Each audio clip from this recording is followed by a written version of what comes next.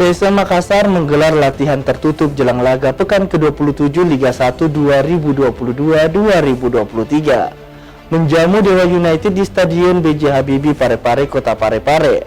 PSM Makassar sendiri masih berada di puncak klasemen Liga Indonesia dengan poin 56.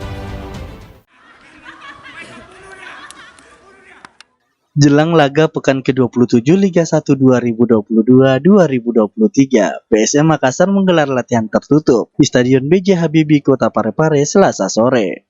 Pada pelatihan ini PSM Makassar membawa 23 pemain, yakni kiper Harlan Suwardi, Reza Arya Pratama, Ardiansyah, dan pemain belakang Yance Sayuri, Safrudin Tahar, Agung Manan, Yusran Fernandes, Erwin Kutawa.